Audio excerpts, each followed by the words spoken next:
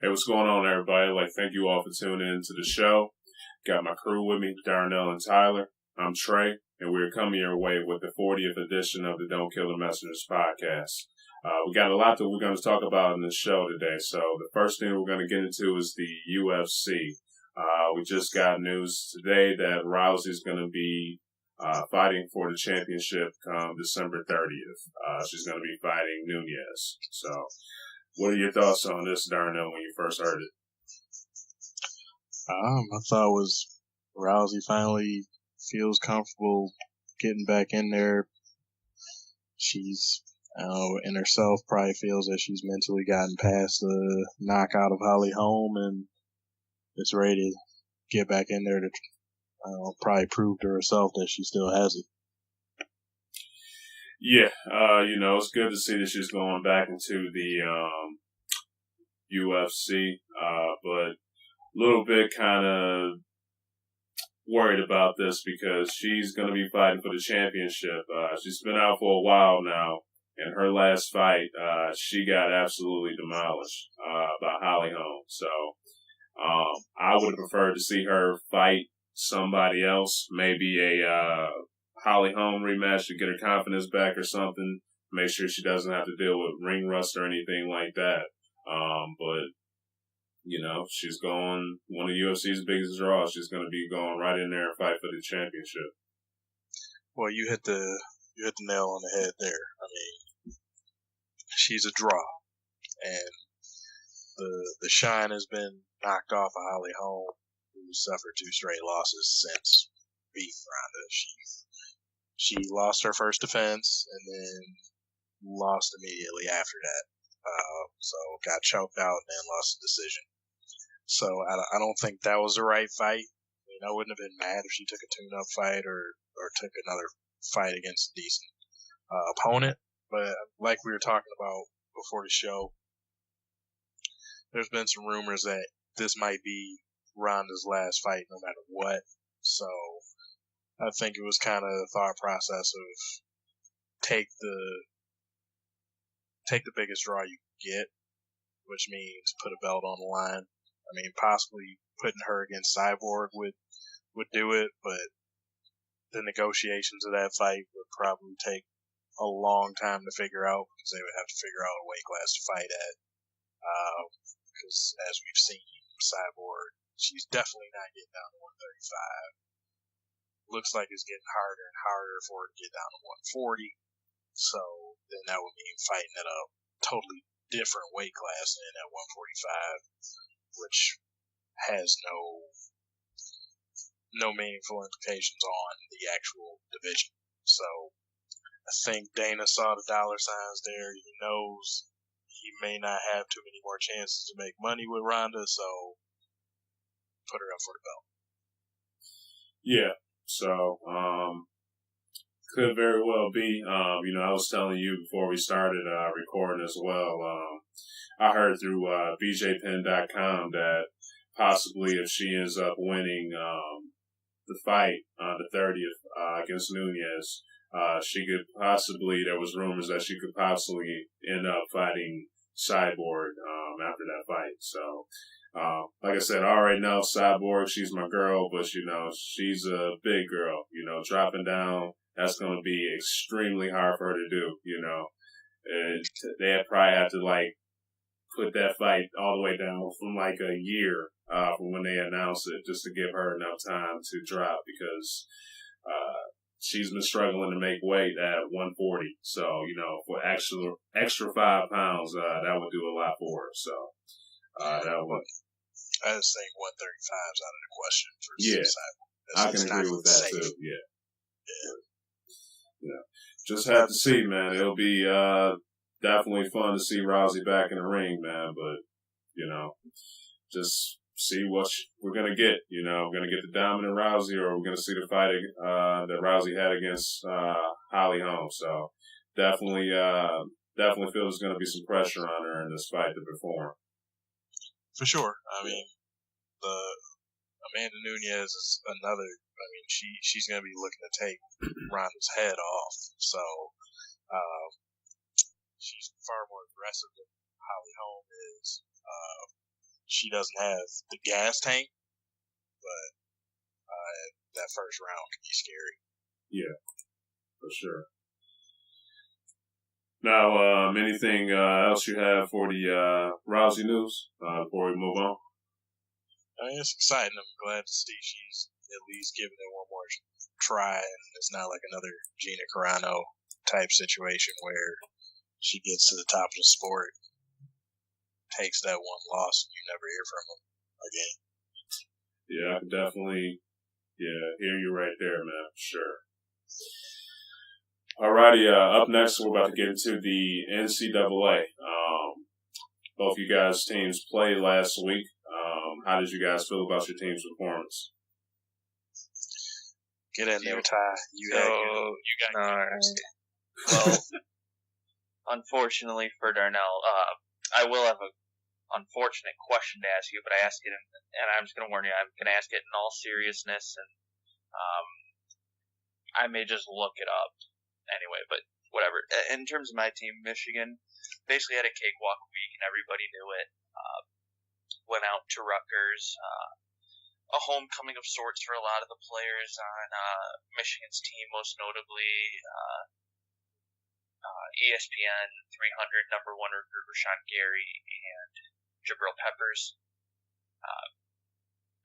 Coming back home to their home state, they wanted to play well. Jabril Peppers played pretty well.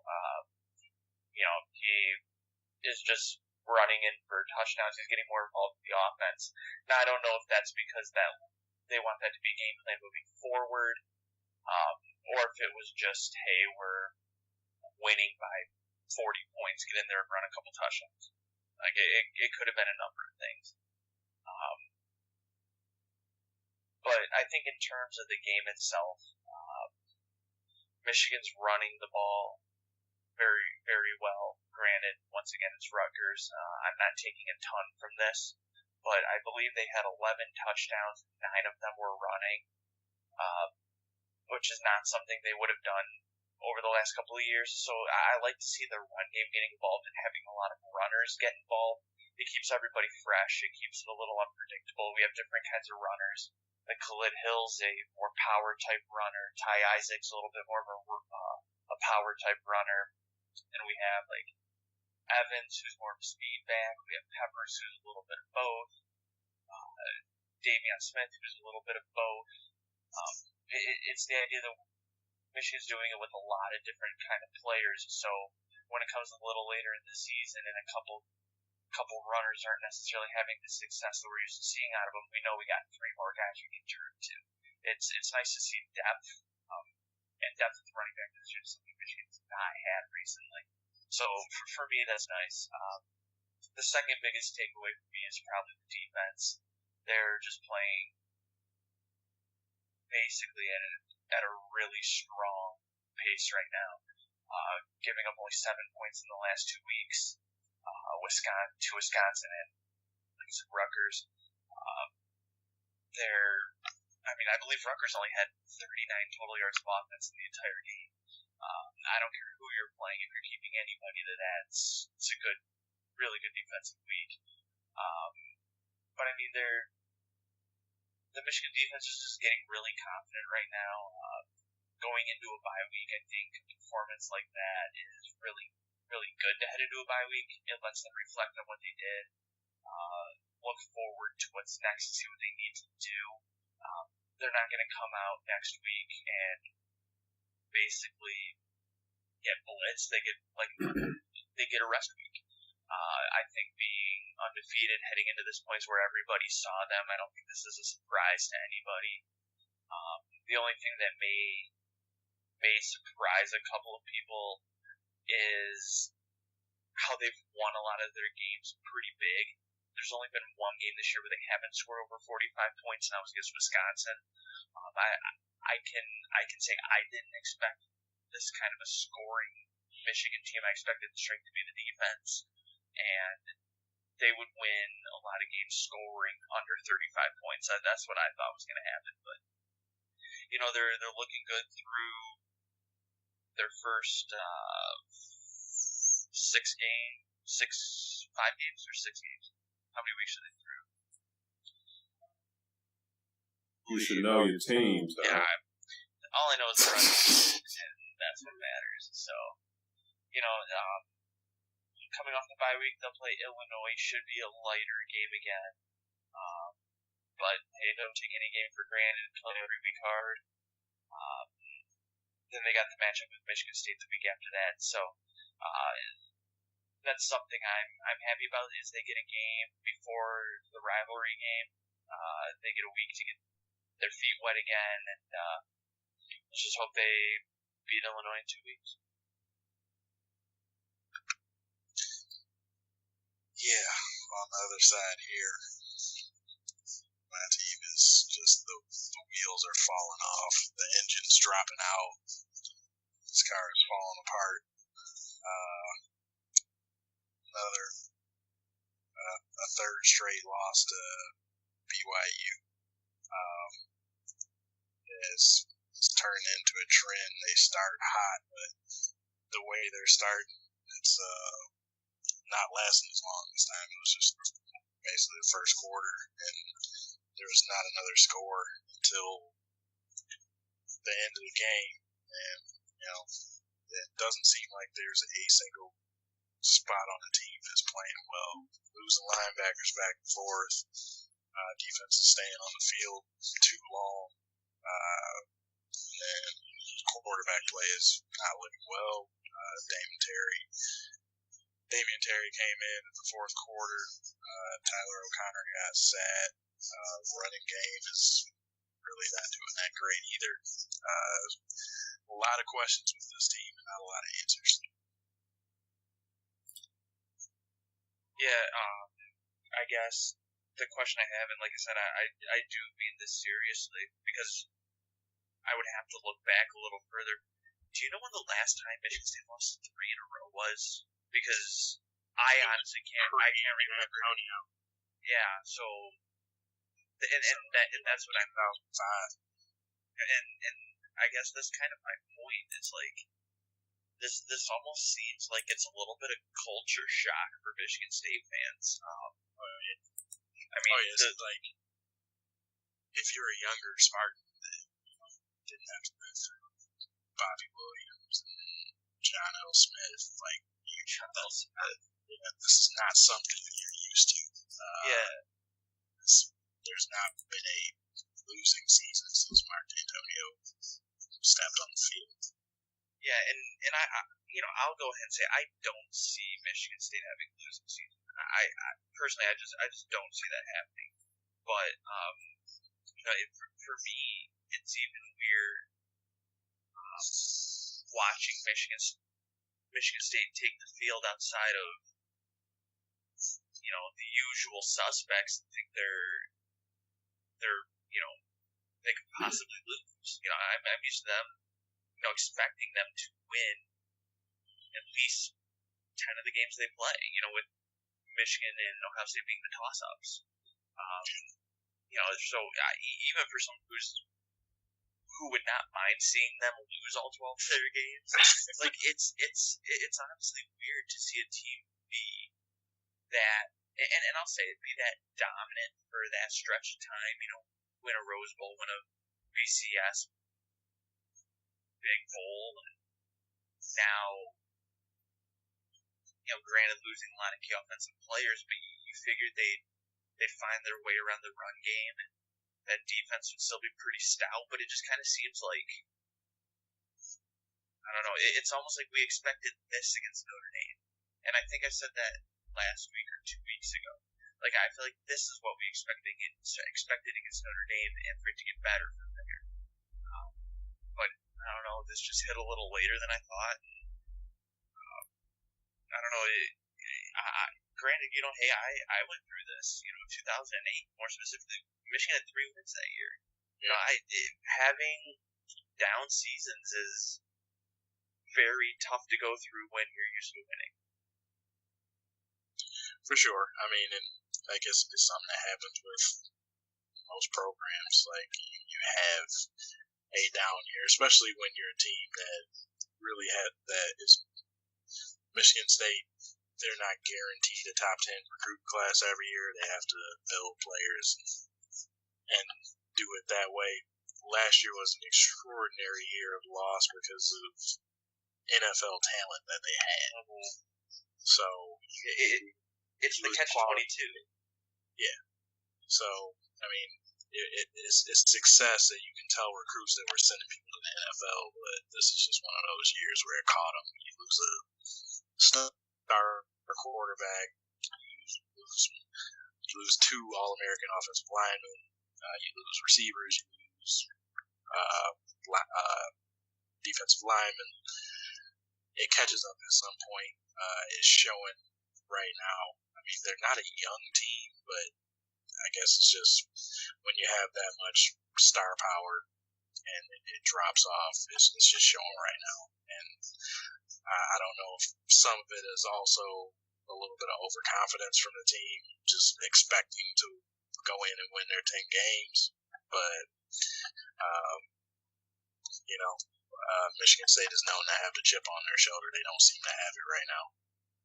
Yeah, I can't remember if I saw it from you or if I heard it elsewhere. I believe I saw that Michigan State went through 5 different offensive line combinations in the BYU game. Yep. Like they're trying to find something that works. Oh yeah, I mean they're trying to put it together. They're making changes when necessary. The depth chart doesn't have a starting quarterback listed for this week against Northwestern. I'm expecting probably Damian Terry starts this game just to see if a different look. They played a lot faster when he came in, and I wouldn't be shocked if Worky gets a little bit of run in this too, especially if they can, if it's tight or if Terry looks bad.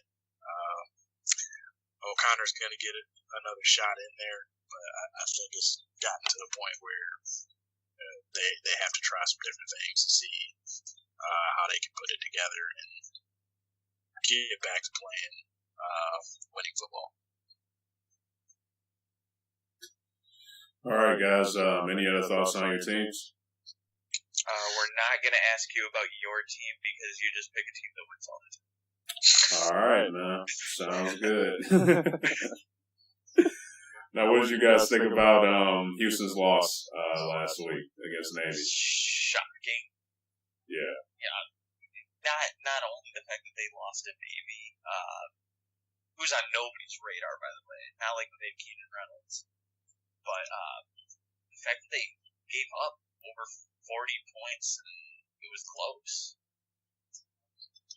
Usually Houston's the one outscoring everybody, but they found a team that can keep up with them. I guess that maybe triple option offense is confusing. Yeah, I mean, I'm shocked, but I'm not. Yeah. Navy is that team where you know what they're going to do, but they do it that well. The random old school wing team triple option deal that they run, they run the hell out of it, and if you're not careful, they'll sneak up on you. They can put points up, and that's what Houston ran up against here. And 306 yards on the ground. That's Navy football, and Houston they could get stops. If you can't get stops on Navy, your defense is gonna be exhausted by the end of the game, and you're gonna give up a lot of points. Yeah, and that I think that kind of draws the end for Houston as well. Well, as far as the playoffs go, yeah. Correct. They can still make it to a really good bowl game, but I mean, the quality of their bowl games is gonna be determined by what they do against Louisville in a few weeks. If they play Louisville really hard and lose a close one, they'll still get a very respectable bowl game. If they lose that game, they'll still get a good matchup in a bowl game, but it may not be as great of a bowl game. But if they win that game, I still don't see them making the playoff, but they'll get a very respectable bowl game. Very respectable. All right, now just before we even started getting into the season for NCAA, we kind of started talking about which teams we had in the playoffs and things like that during the preseason before the season's even started.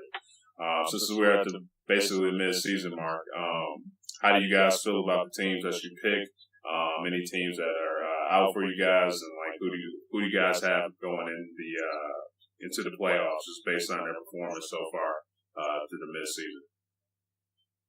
Well, I for one feel pretty poor about a couple of my picks. Florida State, who even though they just pulled off a really nice win against Miami, still has 2 losses. Even though the playoff is still very young, we have not yet seen a 2-win team get in, so that pick looks like it's kind of out the window.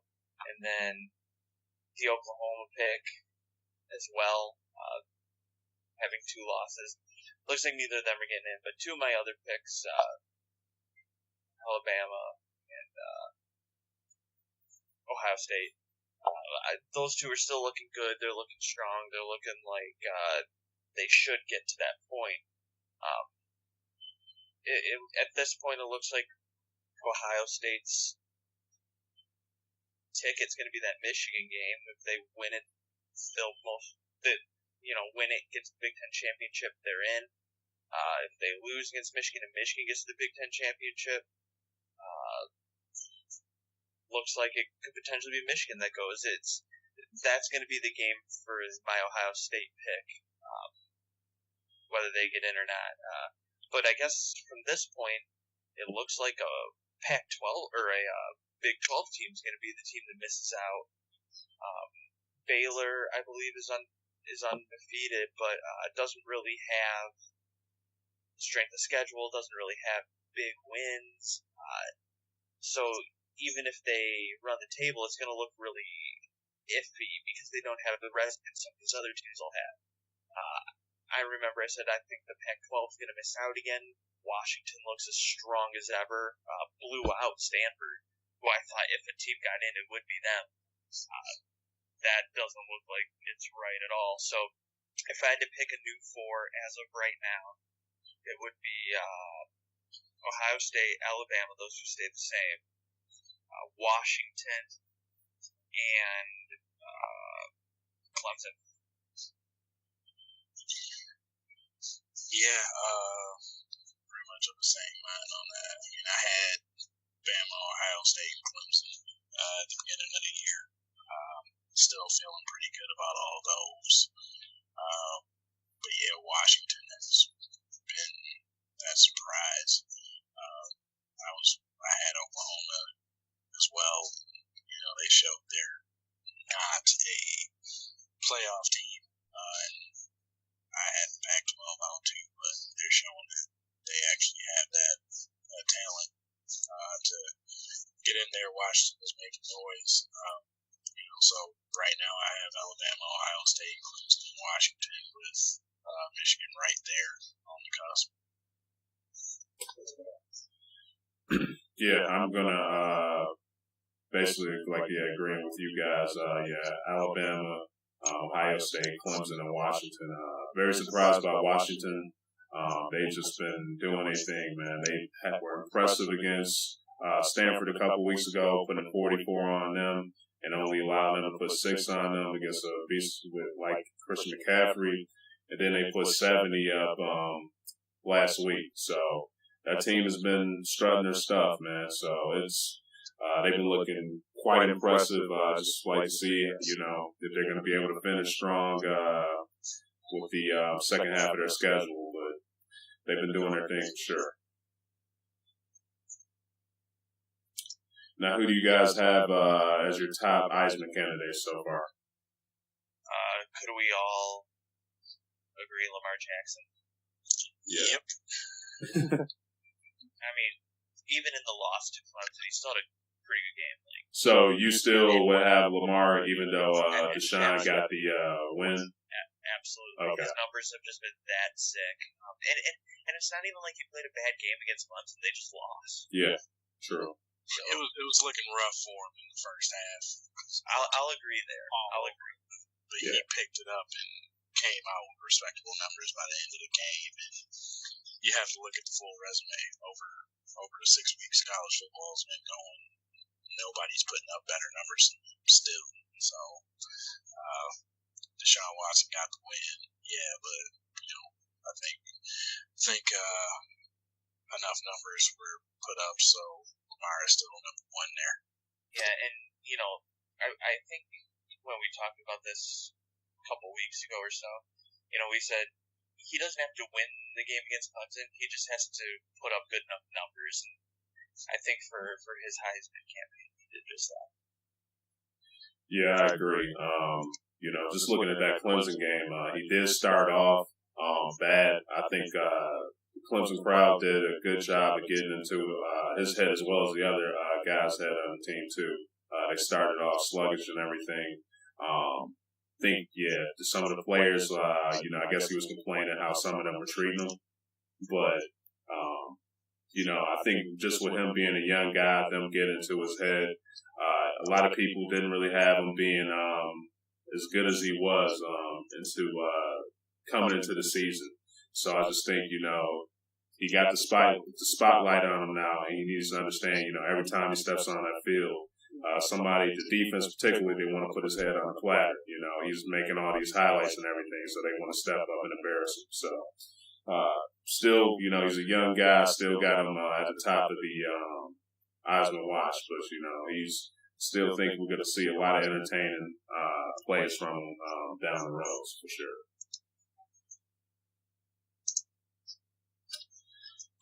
Now, you guys, any other thoughts, guys, before we get into our pickles? Nope. Yeah, just a player that seems to be kind of creeping in is Michigan's Jabril Peppers. I don't see him winning it at all, but he's starting to do more things in the special teams. In the last couple weeks, starting to return punts for touchdowns. Ran for a couple last week. Just know he's climbing in the picture. I don't see him being the favorite, the front runner, even winning the award, but I wouldn't be surprised if he kind of sneaks his way into New York for the ceremony at least. Also playing really good defense, has I think through 6 weeks is 35 tackles or something like that. So that's over 5 tackles a week, so just under 6. So I mean, good numbers. He's just getting into the picture, so you may hear his name get brought up in the conversation of front runners, but I don't see him being a lead guy right now. Just one of the last slots in as of now. He's definitely one to watch for, though. Yeah. I feel like if he starts scoring more offensively, gets a couple key punter kickoff returns, makes a couple big defensive plays, you'll hear more about him, but I think he provides a lot of opportunity to get noticed. So, and that's the reason he's in the picture. All right. So you guys ready now for the pickles? Yep. We're all tied 14 and 22. We like the college picks a little more than the NFL picks, so I'm ready for these ones. Yeah, for sure. First one we're about to get into is Alabama versus Tennessee. Alabama, they have a -13 lead for the spread against Tennessee. Who you guys got? Everybody got Bama? Yeah, I will go with Alabama. Like I said last week, I felt like that Tennessee luck was going to run out, and it did. And I pulled that one off. So Tennessee's going to look to bounce back. I don't see it happening, so I got Bama 28-17. Yeah, rolling tide as well. Always a fun game. It's a rivalry game. Third Saturday in October, which now always takes place the second Saturday in October for some reason. But yeah, I got Alabama winning this. They just seem to be a more complete team. They always play a full game and not like Tennessee, which seems to be a second half team. You can't be a second half team against Nick Saban and company. So I'm going with Bama 31-21. All right. I'm going to go with Alabama on this one, 35-17. You guys kind of hit the nail on the coffin with Tennessee. They don't really play the first half. You don't want to do that against Nick Saban and company. So they're going to capitalize on that and still play hard. So it's going to be interesting to see, man, because, they don't want to, they're going to have to come out swinging against Alabama. So to keep it close, because if they let Alabama get the first good couple touchdowns on them in the first half, they're going to be done for, I believe. So up next, we have Ole Miss versus Arkansas. Ole Miss, they have a -7.5 lead for the spread. Who you guys got? It'll be interesting to see if we get some fourth down, throw it backwards over your head, 4th and 21 conversions this year. Crazy game last year, so there'll be some hype around this one. Not necessarily for the fact that either of these teams are highly ranked, but just for the fact that there was a crazy finish last year, one of many. I'm going to go with Ole Miss. Like Tran says, do we get Chad Kelly or Bad Kelly? Yeah. I think we're going to get some good Chad Kelly. It just seems like this is one that he'll want to win. Beating Arkansas. Arkansas is not a slouch team, so it'll be a good win for him. I'll take Ole Miss. I think Ole Miss is going to score a lot. I just don't know if Arkansas is. I will go Ole Miss 31.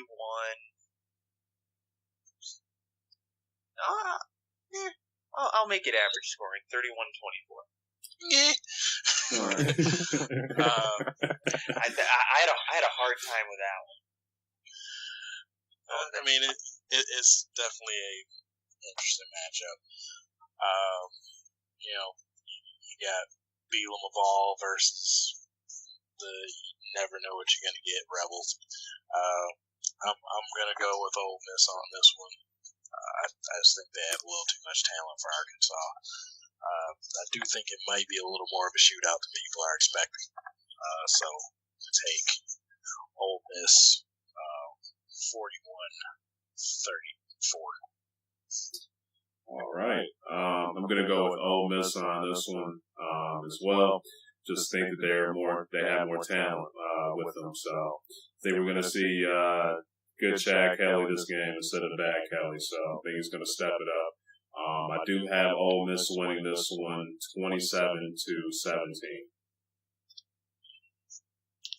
And then last but not least for NCAA, we have Ohio State versus Wisconsin. Ohio State, they have a -10 lead for the spread. I think that's generous toward Wisconsin, honestly. I think we're going to see a similar game that we got with Michigan and Wisconsin here. I think we're seeing two good defenses. It's going to determine what can Wisconsin's offense do. Can they move the ball? Can they run it effectively? Things they didn't do against Michigan. But I think this is going to be a very similar type game. A big game for Wisconsin's season as, Nebraska is undefeated on that west side of the conference as well, which is kind of a surprise to a lot of people, surprised to me for sure. If they rack up a second loss in conference play, that definitely hurts them, especially if Nebraska picks up picks up a win. I believe they're playing this week.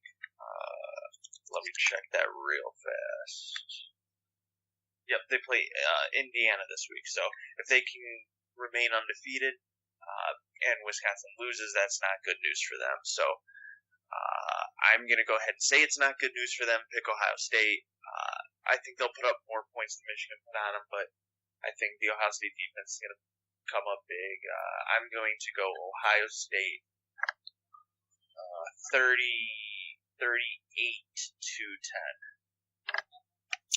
Big win. Yeah, I'm going with Ohio State as well.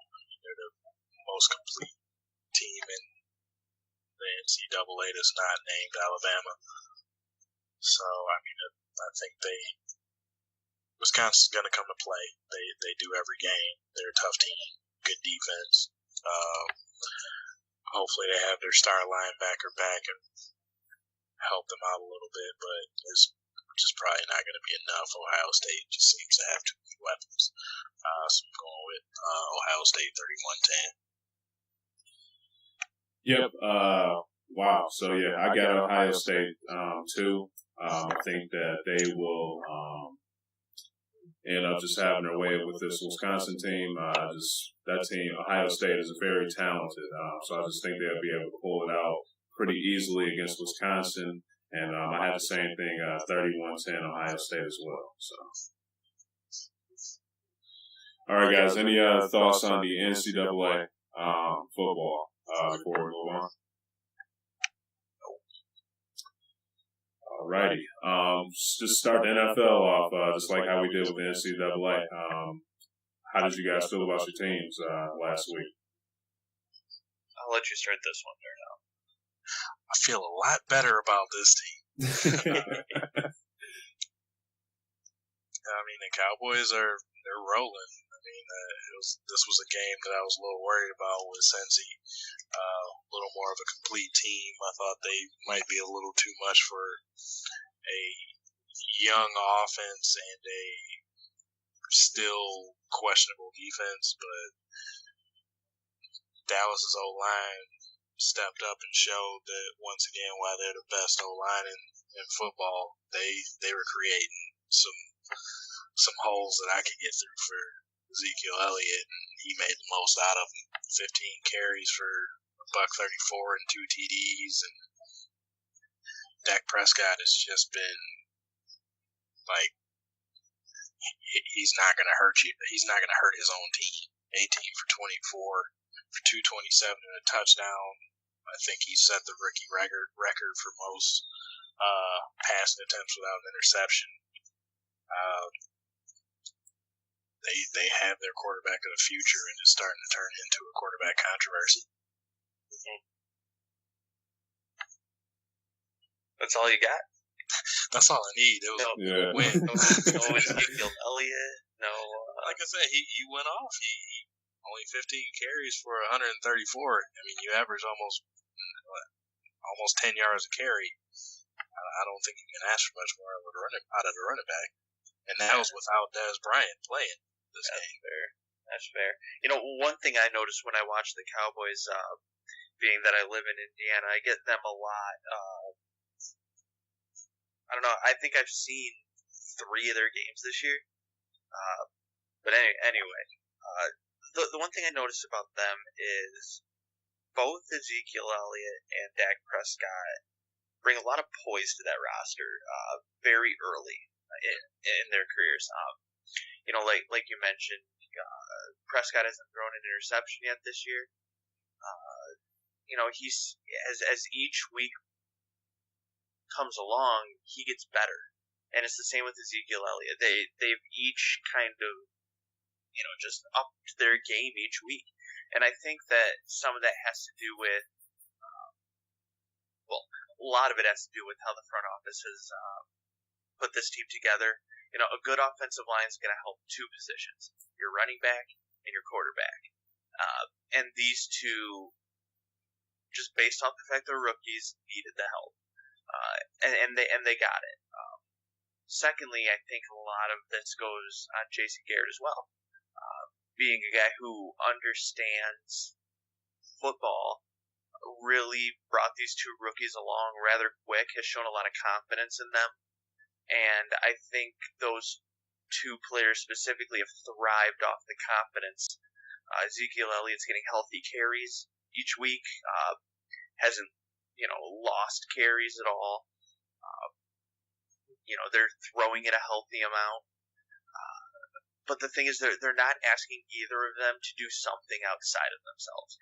And I think that is what has been very key to their 4-1 start. I bet if they were to play the Giants again this week, like have a do-over game, they'd beat them. Oh, yeah. So it's just one of those things where they just caught him week 1. That's all it was. But I will say I've been surprised by the Cowboys. I like their team. I'd like to see them beef up that defense a little bit, but what team wouldn't like their defense to be beefed up some more? So, just is what it is. Best help for a bad defense is a good run game. Yeah, you got that right. Keeps them off the field. Yep. Yeah, you're absolutely right. So I guess I'll transition into the Lions real quick. I think this is a rare week where Darnell and I can both talk about a win. More on my end, but very, very interesting game from the Lions. Beat the undefeated Eagles, which was a nice surprise. Stafford had a good game. Didn't throw it a lot, only had 25 attempts. That's, if anybody's watched the Lions, that's a lower total. But the thing is, he only threw 6 incompletions, threw for 180 yards, but the key was 3 touchdowns. The Eagles hadn't given up a touchdown to a quarterback all season, and Stafford put 3 on them. So that was really nice to see Stafford come along and come across a good defense. Not have a great game, but have a game good enough to just win it. That was really a gritty performance by Stafford, a gritty performance really by the whole team, all the way down to the pick by Slay at the end. And that was a pick off of another rookie that had thrown a pick. Correct. And I was just about to get that. Carson Wentz, despite throwing his first interception of the year, still was 25 and 33 for 238 and 2 TDs. Like, still a fantastic game. Carson Wentz is someone I'm also very impressed with. I think he'll probably end up, him or Ezekiel Elliott are going to be 1 and 2, or vice versa for rookie of the year, just on the fact that they're going to be the two that play the most and have the most production. That's coming out of the same division. Yeah. So very, very interesting stuff there. But in terms of the Lions, they still need some defensive help. The defense is still pretty spotty. The run game is starting to kind of revert back to what it's been with Amir Abdullah out.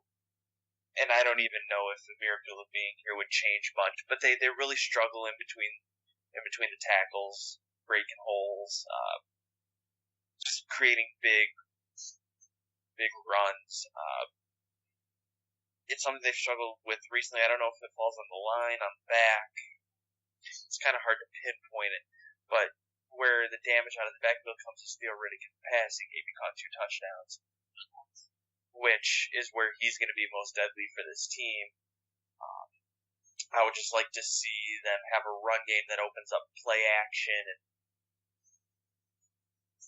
not be so predictable that, okay, Theo Riddick's going to beat us in the pass game. Like, if teams know that, they set up for it, and if he's not going to beat them carrying the ball, the Lions are going to be very easily stopped, especially in the red zone.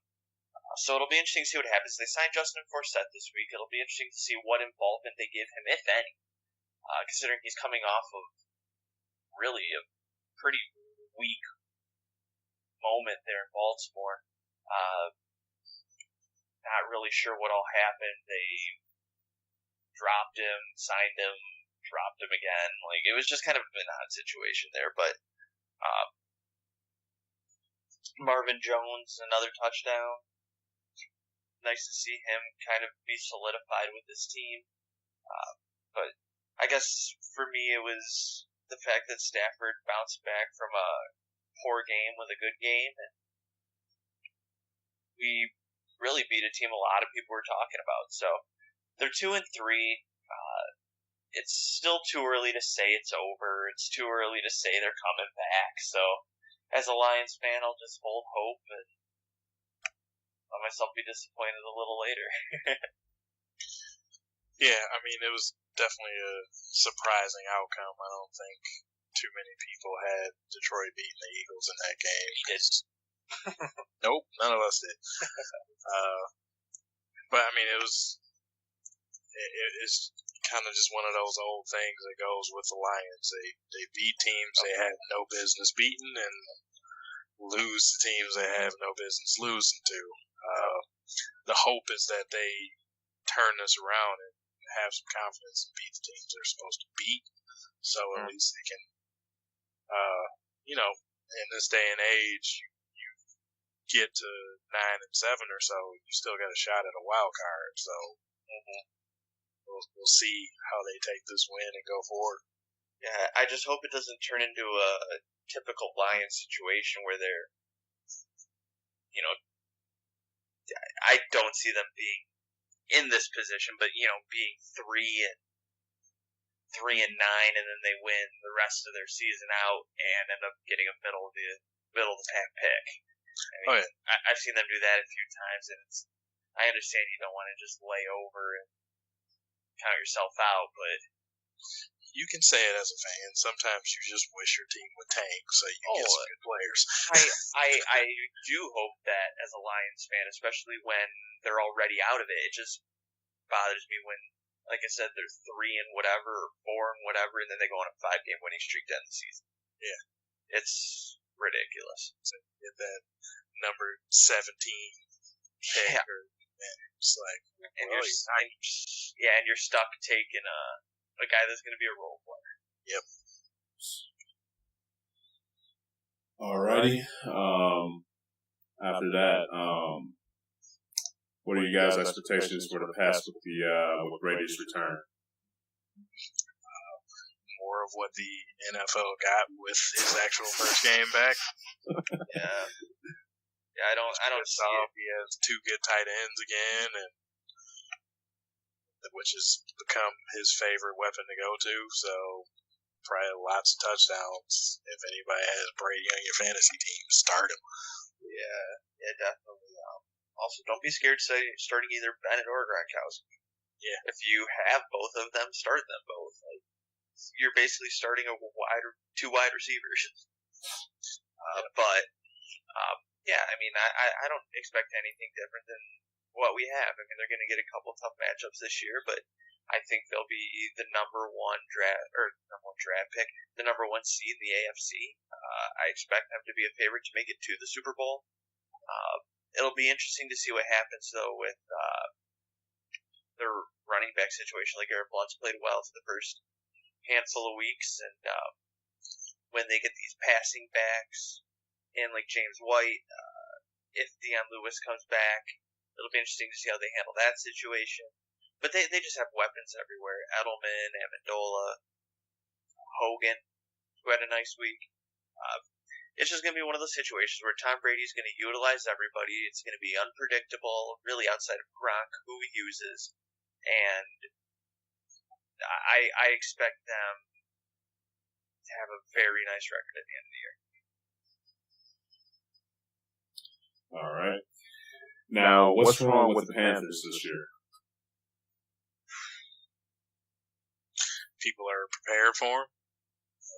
Defense is not quite as good. They shocked people last year. Definitely, yeah. The year before that, the Panthers weren't very good. They lost their number 1 receiver game 1 last year, so I don't think people expected them to, 1, be as dominant as they were on defense. 2, I don't think people expected Cam to just throw a team on his shoulders and do what he did offensively. I think people took that season as, okay, they got one over on us, but not this time. We know they're a good team, so now they're getting everybody else's best punch, and it's not turning out the way it did last year. Yeah, I think this is a classic bandwagon situation. You're going to get everybody on your side, and then you're going to have a down year, and then everyone buys out. It's just one of those unfortunate situations. I think it was good for the NFL that the Panthers were playing high-level football. Cam Newton was playing MVP caliber football. But in terms of this year, not having Norman doesn't help. I don't necessarily know that he was the difference for them, but I mean, they're getting lit up in the passing game right now, so you got to say there's something there. they're also battling injuries that they didn't necessarily see last year. Cam has had to sit out. Jonathan Stewart, granted, he's been one of their more injury-prone players, but it doesn't help him when your veteran leaders is out. Even though Cameron Artis-Payne had a pretty decent game in his spot last week. Poor match to poor game, but that's a different story. I think it just boils down to what Darnell said. People know what they have now. People have figured it out. It even seems like teams are figuring out Denver a little bit. We saw Atlanta go to Denver and beat them up. It's just the idea that you can have something work, but I think you have to find a way to keep it fresh, and I think they're just riding with what they had a little too long. Yeah. Without the same players as well. Getting film on a team is an amazing thing at the NFL level. Once you get some tendencies down for a team, especially on the offensive side, it's a lot harder to win games. They do have an elite player in Cam, but I think people figure it out. Even just going back to the end of last year, their best running back on that team is Cam. Yeah. So I think he's starting to get hit a lot more this year. I know the questions came up earlier in the year about the type of hits he takes. Should he be getting some help from the refs more? But I just think it's coming down to that. People are saying this guy, if we can put some helmets on him, it'll change, of course, the game, and that's been the case. Yeah, I think overall, just for me, man, to be honest, I'm kind of concerned with Cam Newton's health, man, because if you look at some of the hits that those guys have been taking overall just through his career, they've been some pretty bad hits, man, especially just looking at the one they had against Denver at the beginning of the season where he was just slow to get up and everything. I would personally not be surprised, if he kind of pulled a Calvin Johnson later on and retired earlier than usual because that guy's been taking some hits, man. I understand, he's a big boy. Don't get me wrong, but, just some of the hits that the hits he's been taking from defenders laying the wood on him has just been like, wow, And Cam is basically like straight edge. He doesn't take medication. Yeah. Mm-hmm. So, that makes him a tough SOB, but I'm sorry. Modern medicine says that stuff helps, but you can't feel good just dealing with all those aches and pains and worse from the hits he's taken. It has to have an effect. Yeah. So, for sure. Now, are you guys ready for the pick'ems for NFL? I guess. Yeah, we have to. All right. I lead 10 out of 20, so I'm at the 500 mark at least. Tyler's in second for 9 out of 20 picks, and Darnell, he's in third. Yeah, he's 8 for 20. So. Well, let's put it this way: I'm not bragging about 9 for 20. Yeah. For sure. He's kind of bragging about his 10 for 20, though. Yeah. All right. First one we're about to get into is St. Louis versus Detroit. Detroit, they have a -3. Yeah, LA. Thanks. Yep. The LA Rams, sir. LA Rams. Do your research. Yeah, my bad, man. The LA Rams versus Detroit. Yeah. Still got to get used to it, man. Detroit, they have a -3 lead for the spread. Give me the Lions at home. Stafford just finds ways to get it done in the dome. So I'll take the Lions in a close one and a little moderate scoring game. I'll say 27-21. All right. Oh, I find this one so hard to pick. It's seeing as I don't trust either of these teams. That's why I went with the Lions. I guess just since I have to make some picks to try to catch up, I'm going to go with the Rams. Maybe Case Keenum can put a game together here, and Gurley can run over him. So yeah, give me the Rams 24-20. I'm going to go with the Rams also, man. Same old Lions. Think they'll find a way to screw up. Y'all know the deal by now. So, I think St. Louis will win. I'm gonna guess they're gonna win on the last play of the game. Still with St. Louis. Yeah. The Rams. I'll just say Rams. I'm gonna go with the Rams to win this one. I think they're gonna win on the last play of the game, so I will go with them 17-14. Up next we have Darnell's Dallas versus Green Bay. Check real quick. Green Bay, they have a -4 lead for spread. I'm going to keep going with Dallas. All right. They're not letting me down. So, I think just the way the offense is playing and the O-line, I'm going to go with them. I know Green Bay is favored in this one, and they are playing Aaron Rodgers, but I'm just going to go with the underdogs here, so I'm going to expect Ezekiel Elliott to keep Dallas's D off the field and Prescott to stay consistent. So I will take Dallas in this one, 27-24. All right. Yeah, here, I'm going to go with the home team, taking the Packers. I just think Aaron Rodgers is going to be too much for the Dallas D to handle. Jordy Nelson seems to be slowly getting back to form, but playing well already this season. Cobb had a decent week last week. The run game still kind of the run game for Green Bay, nothing too special, but I think Rodgers is going to put this one on his throwing arm, and I think they're going to score some points. I'm going to go Green Bay 35-17,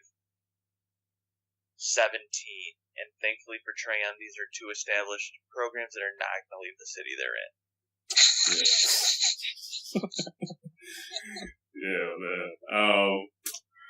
I'm going to go with Green Bay on this one. It's going to be the number one rushing offense versus the number one rushing defense. I think the defense will have their the edge and win, pull it out for Green Bay out of this one. They're at home, so I'm going to go with the home team in Green Bay. So I will go with Green Bay 24-17. Now, up next we have Atlanta versus Seattle. In this one, Seattle, they have a -6.5 lead for the spread. With the game being at Seattle, that makes me lean toward them, but Atlanta's picked up a couple nice wins this year that I didn't think they would get, so I'm still going to go with Seattle here, the home team. I think their defense will have a nice game. I expect it to be a little higher scoring than many would think. I think Atlanta's going to come in with a pretty nice game plan with 1-2 punch of Freeman and Coleman. They found ways to get him out of the backfield. It works. I think Julio will get pretty shut down, so I expect Coleman and Freeman to both have nice weeks. So I'm going to go with, but I'm still going to go with Seattle, 31-27. Yeah, rolling with the Seahawks as well. I think just that home field advantage they have is big, and those indoor teams getting into a allow situation that's not at their facility. I think that might be a big factor. I mean, they do have a very good run game, which will help. But when you have an elite offense versus elite defense, I'm more inclined to go with that defense, especially when they're at home. So, give me Seattle 27-20. All right. I have Atlanta in this one. I think they impressed me last week with how they handled business up in the Mile High. So think they're going to carry the momentum over to Seattle. I do have this one being a very close game. I have Atlanta winning this one 21-20.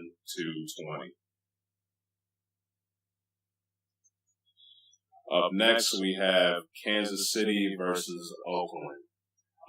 This one did not have the spread for this one with the site that I'm using. So, who do you guys got? I'm going to go with New England. I think Tom Brady's still hungry. I think.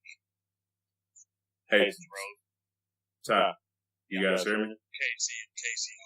Yeah. Oh, Casey Open. Oh, my fault. Jumped ahead of you. I'm going to go with Oakland. They just find a way to outscore people. Both these defenses are having a down year. It seems like Crabtree is getting really utilized, and then when they start focusing on Crabtree a little more, it's Cooper's turn. So, despite the abysmal running situation that they have there in Oakland, I'm going to go ahead and pick them anyway. Higher scoring game, 28-31. Last second field. Yeah, this is one where I'm just going with the home team because I'm not sure where to go on this one. Kansas City is real cautious in their passing game. They have a better running game. Oakland has a terrible running game, but they probably have a better passing game. I'm not really sure if either really has a defense to write home about, so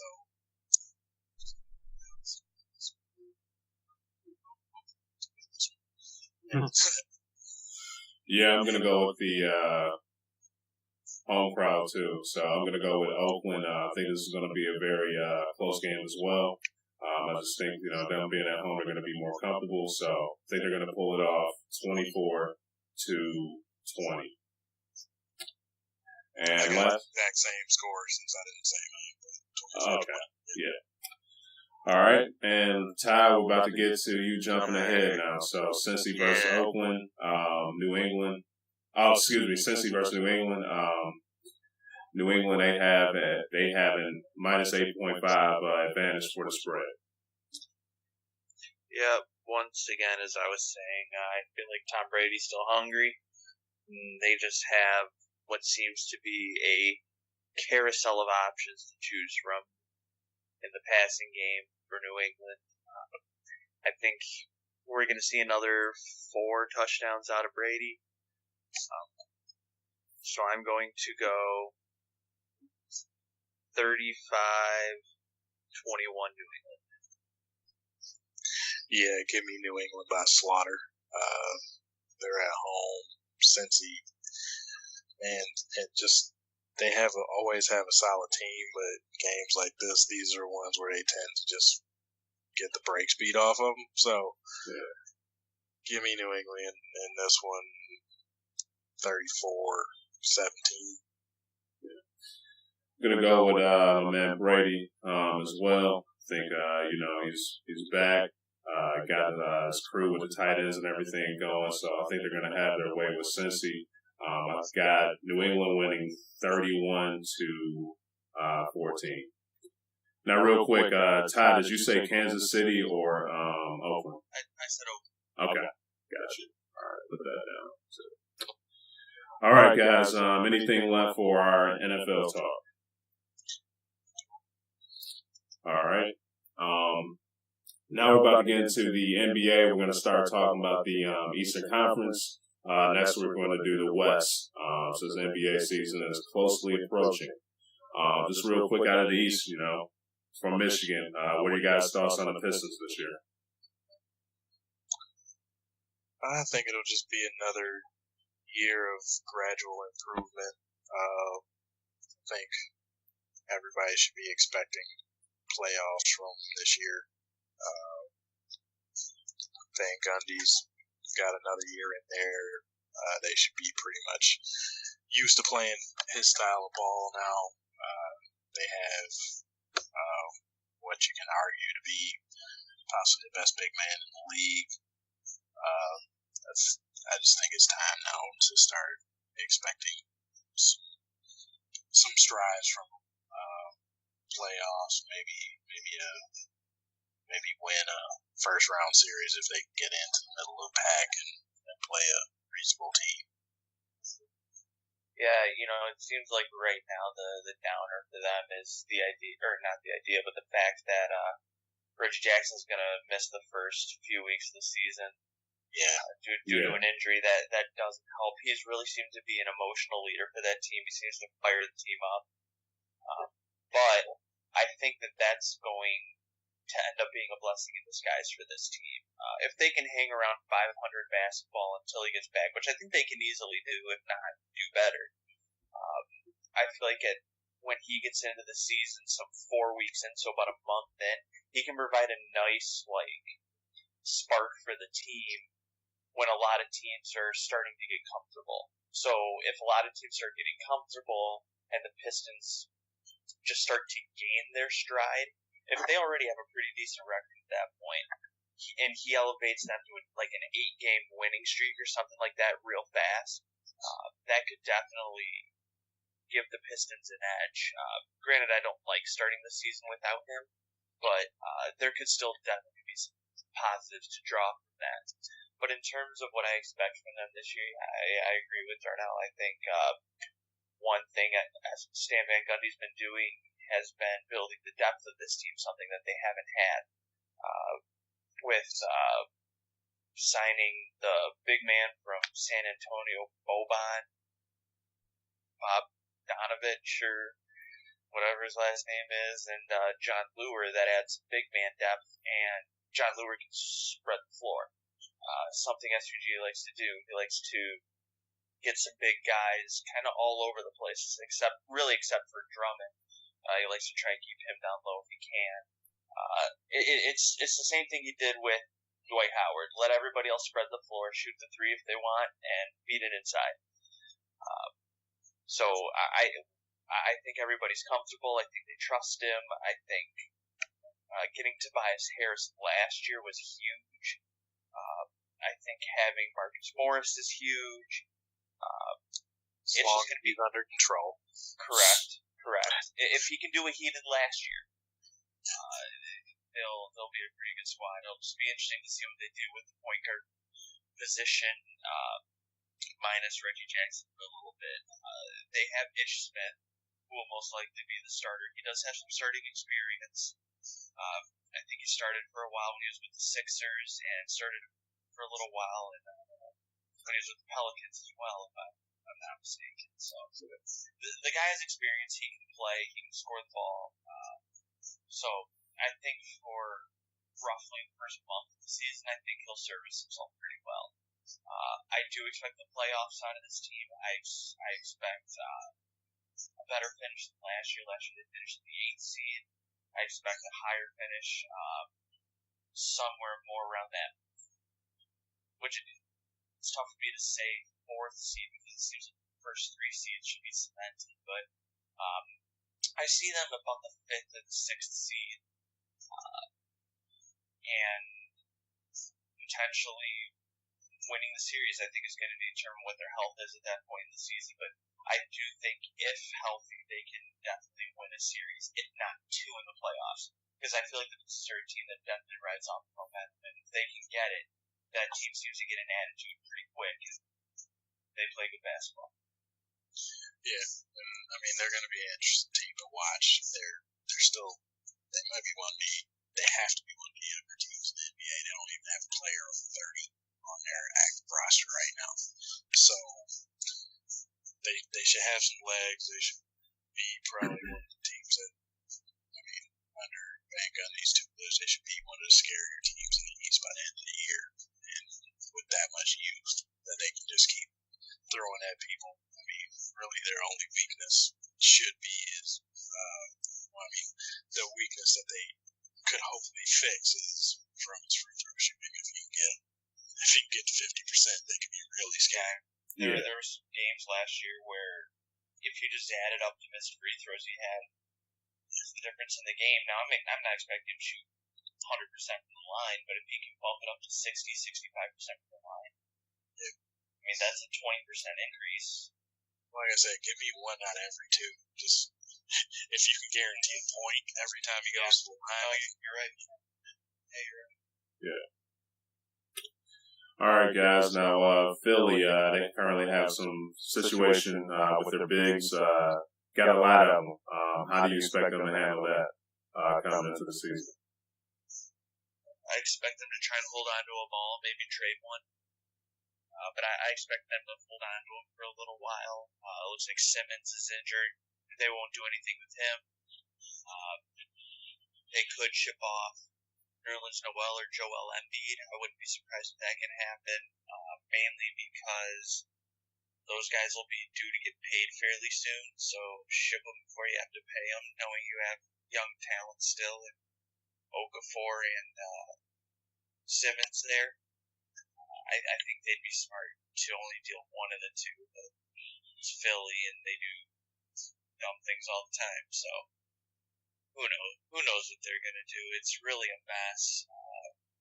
They've just gotten into the habit of drafting the big guy. It looks like Joel Embiid's finally going to play. He's actually looking pretty decent preseason, just seeing some highlights on him. Yeah. If he can, play a little bit in this season, there'll definitely be a team that'll want to trade for him. There'll be a team out there that would take a flying chance on him for sure. Yeah, I think they have to trade one of the three. I mean, I know they're running Nerlens Noel at the 4. So my guess would be, Okafor and Embiid. They're both playing center.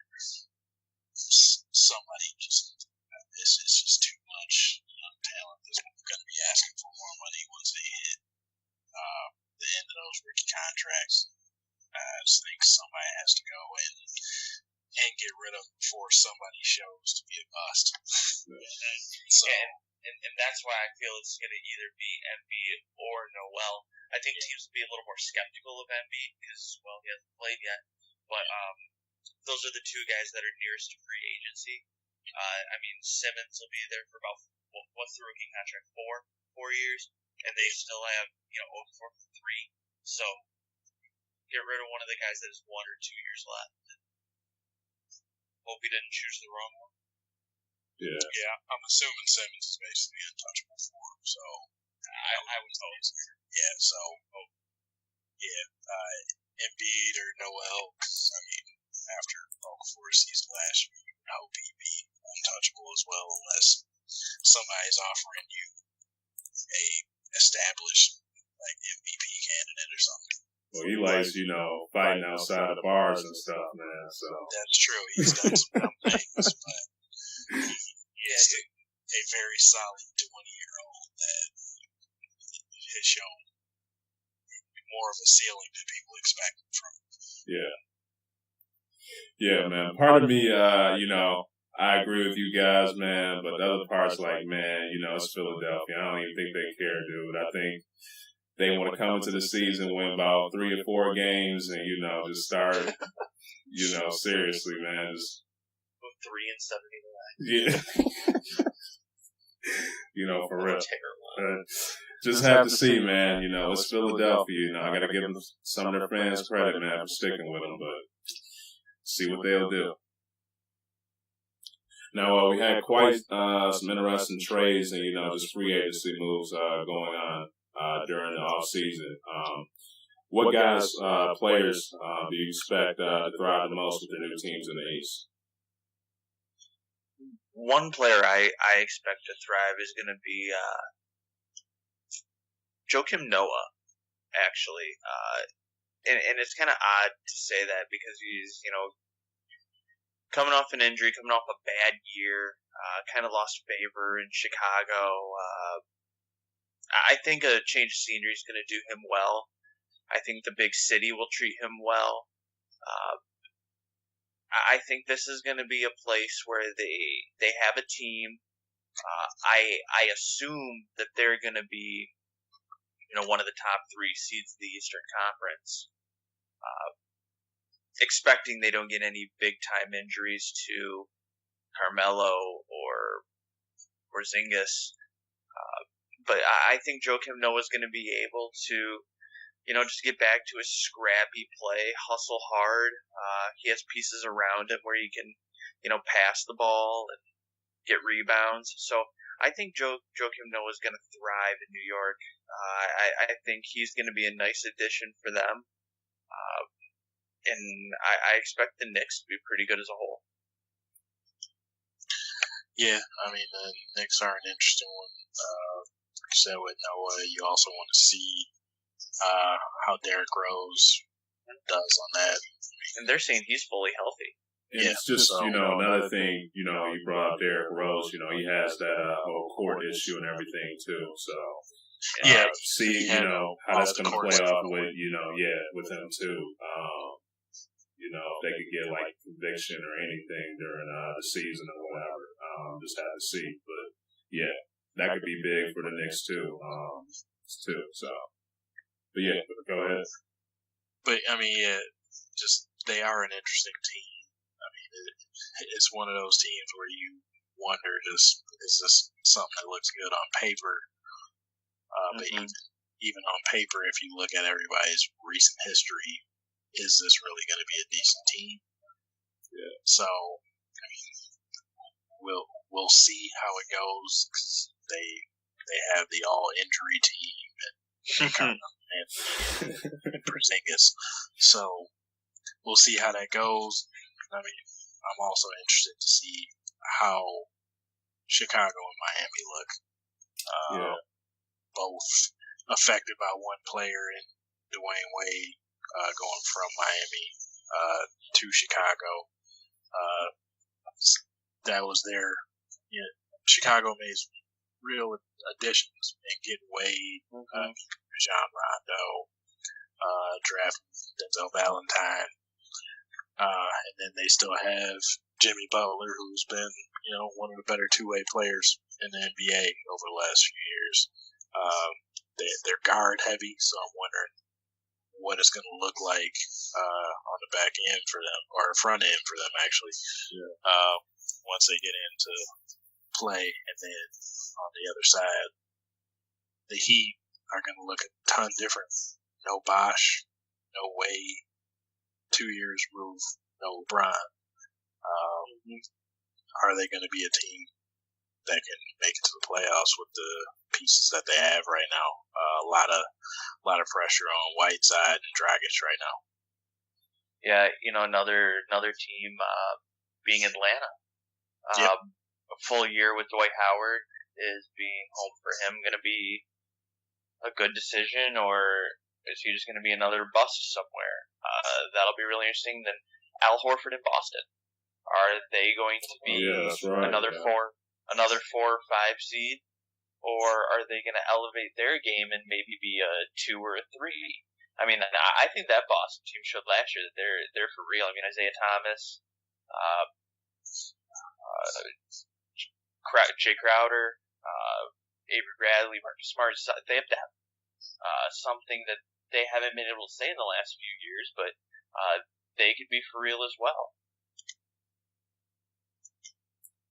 Yeah, for sure. Now, guys, just to end the thing up, just who do you guys have in making the playoffs in order of 1 through 8? 1 through 8. Wow. That's going to be tough. I'll go ahead and go because I have a general Number idea. 1 is Cleveland. I would agree. Number 2, I think because they protect their home court so well, and have really good guard play, I'm still going to go Cleveland as the 2, or Toronto as the 2 seed. I think they just play hard. They know what it takes now. I don't think they have what it takes to beat Cleveland, but I think they know what it takes to be in a position to fight them really hard. So I'm gonna pick them at the 2. The 3 seed, I'll pick. This is where it starts getting really hard. The 3, I'll actually pick Boston to take that 3rd seed. I think Al Horford was a big guy that they were missing last year. He's going to be able to solidify some down low play for them and help with some rebounding. I'll take them 3. I will go if they can stay healthy, I think they can possibly do it. I'll go Knicks 4 and get a home court game there. I will go.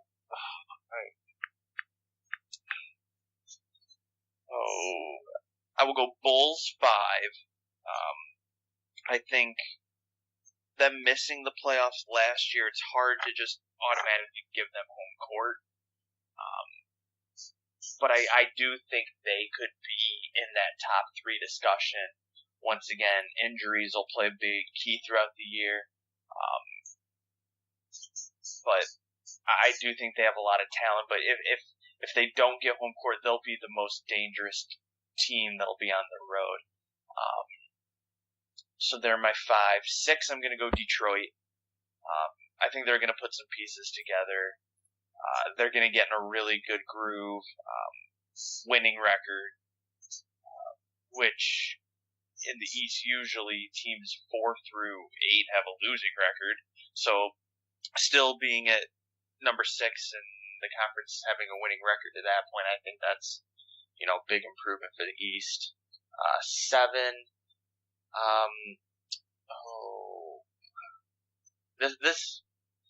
This is so hard because I'm probably so far off. 7, I'll go Atlanta. I think Dwight Howard being there is going to be enough to at least get them in the playoffs. He'll carry a load of the season for them. I'm forgetting the Pacers. Yeah. You hadn't said. Okay. I was like, what is going on? Okay, I will go. I'm going to back up a little bit. I'm going to go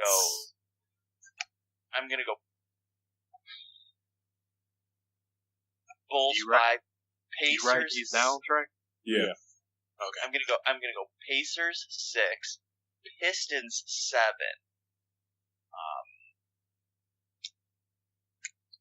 I guess I'll touch the Pacers for a quick second. You're getting Jeff Teague, who's big. That's giving them a point guard that they haven't had. A guy who really protects the ball, spreads it around, can score. Has experience playing with really good players. So I'm going to go them 6, Pistons 7, and then the last seed.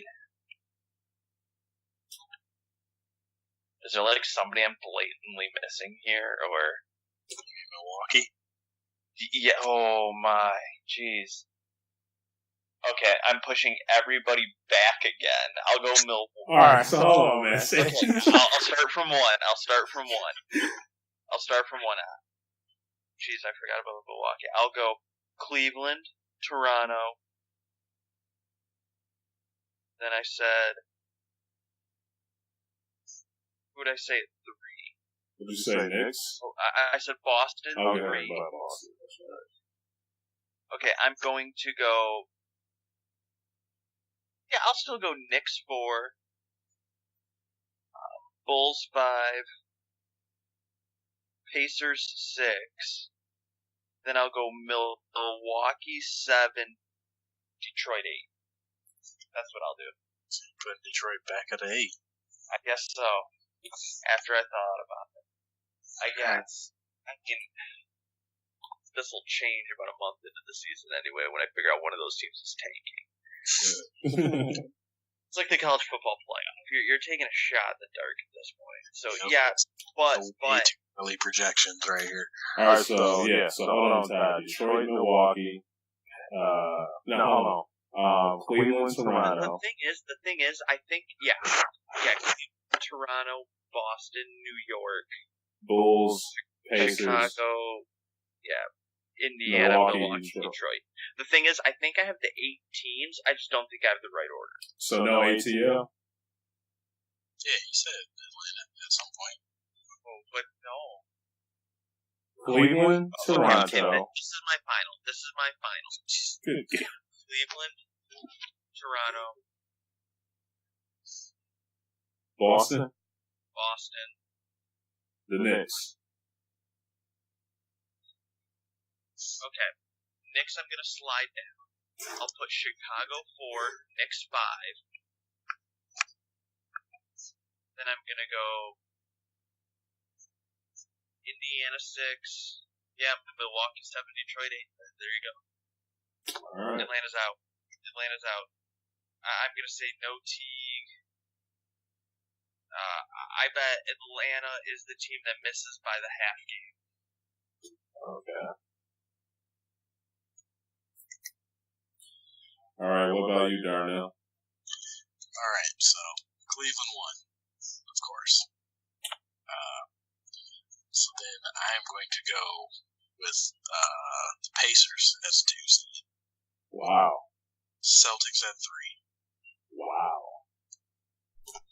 Bulls at 4.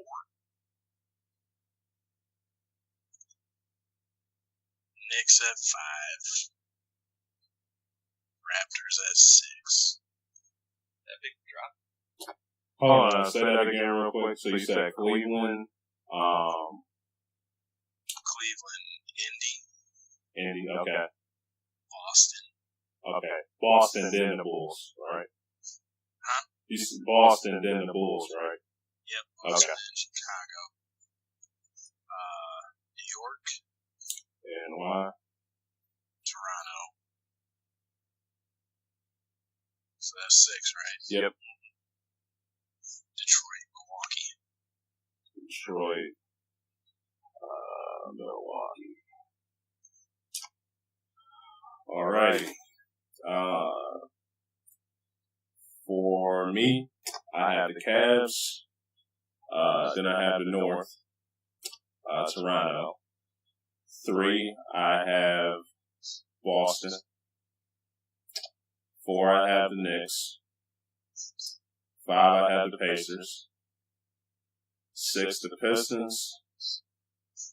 7, I have Chicago.